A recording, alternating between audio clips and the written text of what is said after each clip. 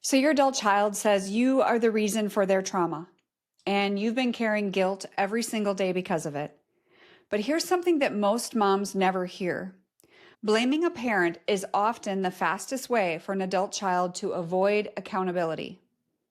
And today I want to show you the red flags that prove it's not your fault and give you the exact scripts to shut down some trauma blame and emotional manipulation. So, first of all, I want to have a quick disclaimer here. I want you to know that before we go any further, I want to say this.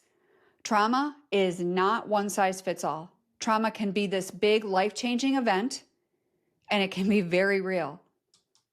Or it can be 1,000 small hurts that build up over time. I am not dismissing your child's pain or yours. None of this is a blanket statement. Every story is different, but I'm here to help you see the truth clearly and stop carrying the guilt that was quite possibly never yours to carry. I have 4 points for you here. Let's dive in.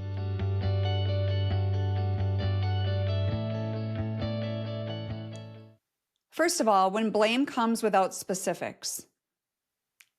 I know a lot of you are dealing with that. Blame without clarity is a red flag. If they are unable to give you details, it's a red flag. If your adult child is saying things like, you ruined my childhood, you ruined my life, you traumatized me, you were this horrible mother, you're the reason I'm like this.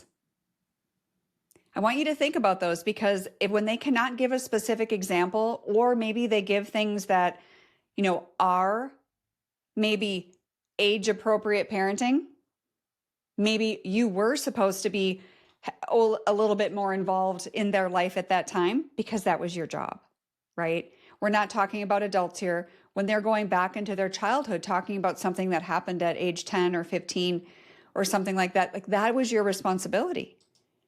There's also normal consequences that you had to allow to happen. There are boundaries that you had to put up. There's rules in your home that you had to have.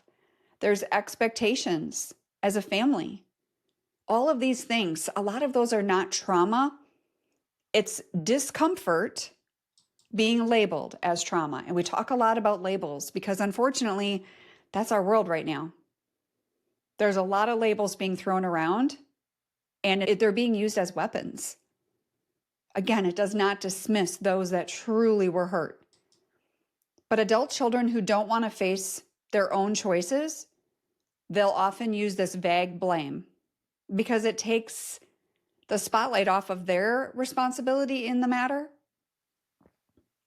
And number 2 is when their trauma story never changes. So the story may never change, but their behavior does. So consistency and behavior matter more than the story that they tell.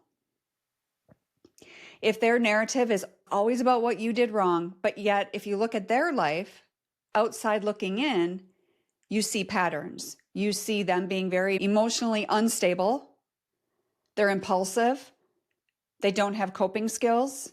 Maybe they're blaming others constantly, not just you. Maybe they can't keep friends. Maybe they're repeating these same cycles in all their relationships. That is not unresolved trauma. That is just a lack of emotional accountability. So I want you to keep that in mind.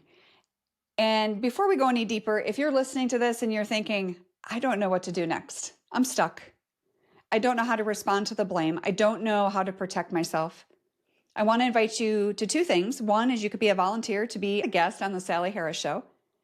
I feature real moms, real stories, real healing. That is coming out in January of 2026. You won't be on camera, but your voice will be yours, and it will be posted on YouTube. So keep that in mind. But it's pre-recorded. If you want to be considered, you can email us at team@sally-harris.com.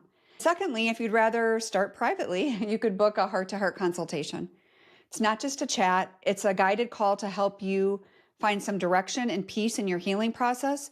But it's for moms who are ready to consider coaching and want to talk through what that support would look like. If that's you, all that information is in the show notes and description. Number 3 is when they weaponize the trauma. When they weaponize it during a conflict. Their timing reveals their intention. If they're only bringing it up when they're upset with you, if you say no about something, that's a clue. That's a red flag. If you set some personal limits or AKA boundary, and all of a sudden they bring it up again, you stop enabling because you've said enough and they bring it up again. If they're angry and they bring it up again, or if they want something from you and don't get it and they bring it up again. So I want you to think about those scenarios and what kind of scenarios are you dealing with? They want to regain control of the narrative. So if that's the case, that's manipulation. That's manipulation. So people rarely bring up true trauma as a weapon. Most people internalize it. It would be brought up more in a safe or honest moment. I know a lot of you receive news from your kids years later and that they never brought up, but they didn't weaponize you with it. So number 4, when they make you responsible for their choices as an adult, if your adult child blames you for their relationships, if they blame you for their anger, they blame you because they can't keep a job, or they blame you for their finances or lack thereof. Maybe they blame you because their habits or addictions or lack of drive.